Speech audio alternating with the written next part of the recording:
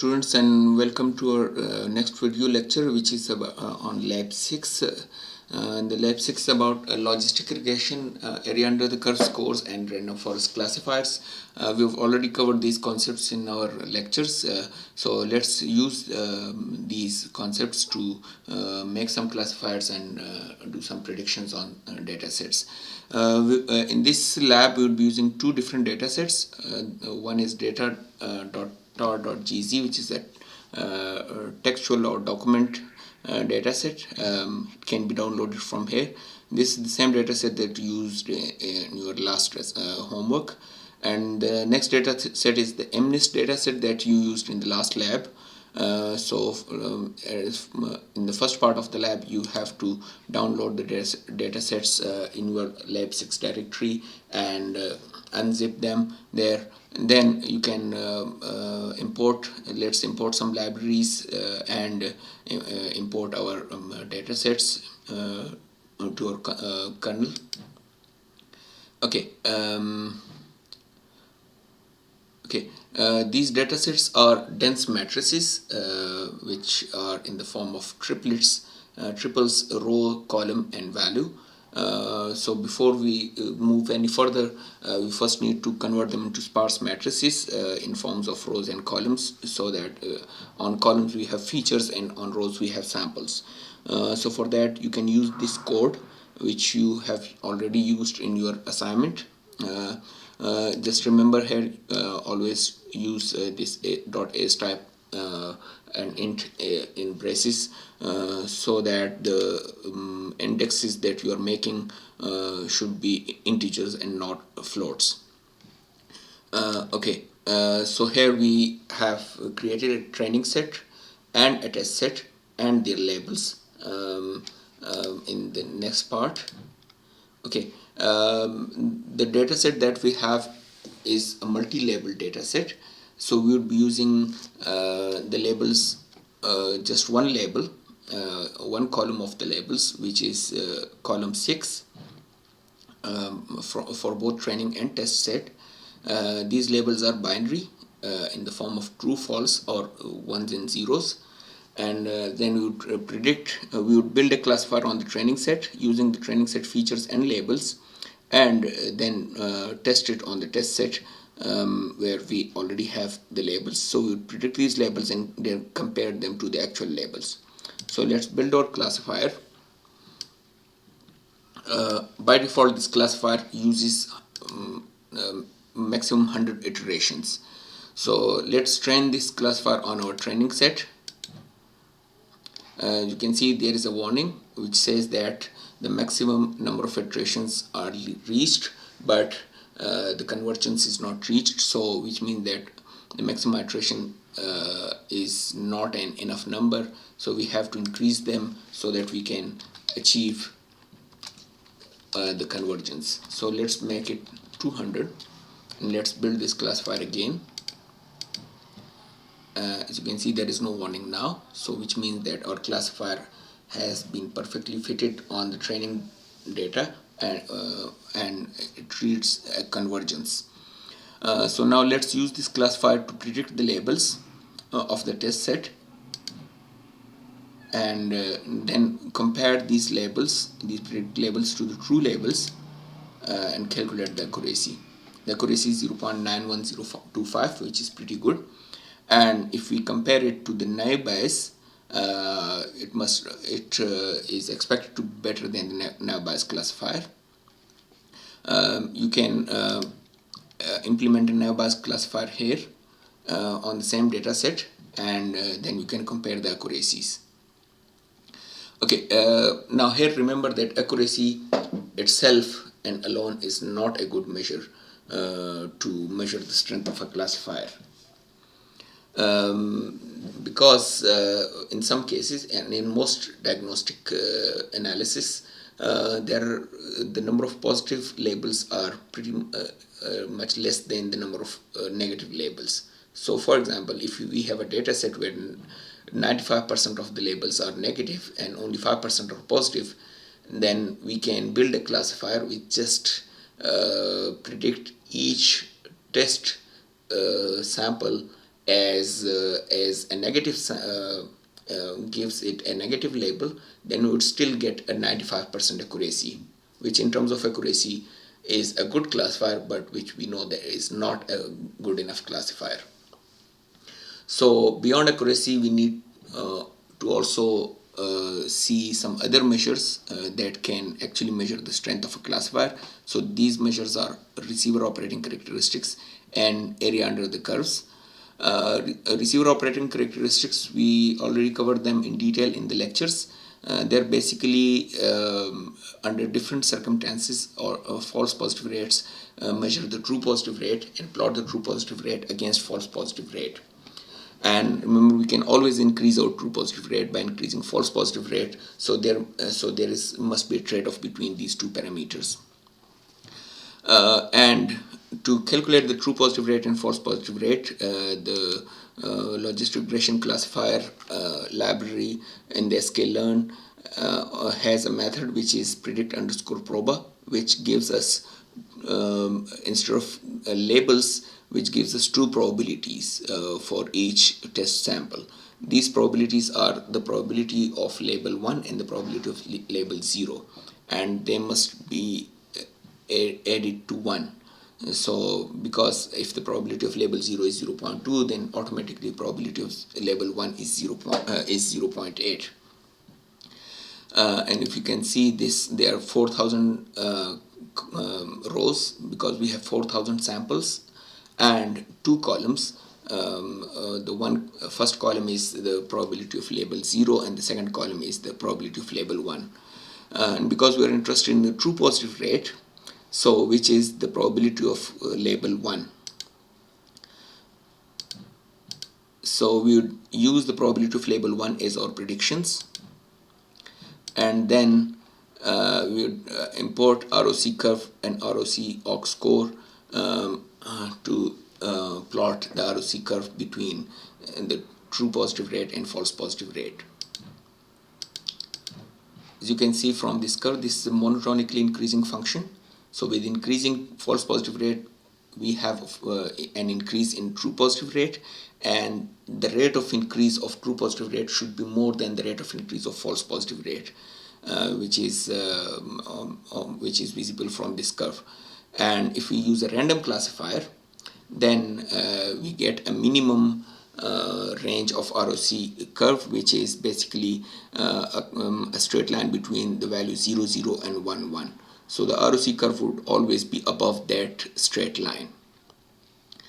Okay, then using this ROC curve, we can actually measure true positive rate for different false positive rates. So let's use that to measure the true positive rate for an FPR of 0.2. By using this curve, you can see it's near to 0.9.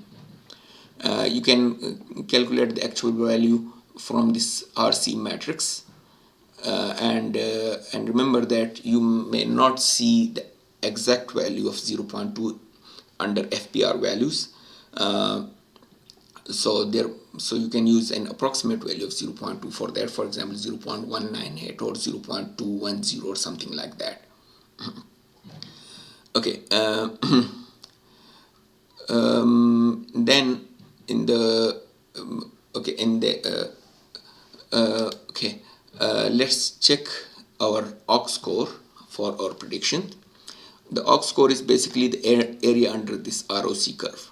So the more the merrier. So an overall performance of a classifier would be represented by an aux value, which is basically gives us the ratio between the rate of increase in true positive rate versus the rate of increase in false positive rate, which must be very high. So let's do that, and you can see it's 0.96377. It's a pretty good value, and let's see how we can interpret this aux score. The aux score basically represents the difference between the true and predicted probability of a label, and also the variance introduced by Bernoulli sampling to generate a label. So the labels, because they are binary, so they follow a Bernoulli distribution, and Bernoulli distribution with different parameters, and the ROC score for on a test set greatly depends on this distribution, which in turn means that it depends on the data set that's it's used for. So for example, if we have two data sets and two classifiers, let's say classifier A and classifier B, and data set A and data set B. So let's say we have a 0.98 OGG score on data set A using classifier A, and 0.7 OGG score on classifier B using data set B. It does not necessarily mean that classifier A is better than classifier B, because they are using two different data sets. So let's see this difference using some experiments. So let's generate some random labels of the same size as the test set, and then use these random labels to predict, to use some prediction. So if this random number is less than our predicted value, the output would be 1. If it's greater than or equal to the predicted value, then the output would be 0. And let's calculate the ROC, the OGG score on this simulated data set. It's 0.9843, which is extremely high, and it gives us basically a perfect label predictor, because it follows the exact probability distribution of our classifier. And it is basically an estimate of how well our classifier could do on this simulated data set. Now let's plot a histogram on the logarithmic scale of our predicted labels. You can see these values, and from this plot you can see that most of our predictions are very close to 0 or very close to 1. And that's why this classifier is performing very well, because it's very easy to classify values which are closer to 0 or closer to 1 as compared to the values which are closer to 0.5. Okay, let's do another experiment. Let's build the random numbers again using a log normal distribution, and let's see the histograms. This histogram gives us a bell curve, because the distribution is log normal, and we have used a logarithmic scale to plot the histogram. Now our predictions are most of our predictions are very close to 0.5 or the middle value, and as expected, if we build a classifier based on that and make our prediction, the OGG score is much less than our earlier OGG score. So that's based because we now have a more wider distribution for the predictions. So and this is the OGG score for a perfect predictor on this new artificial data set.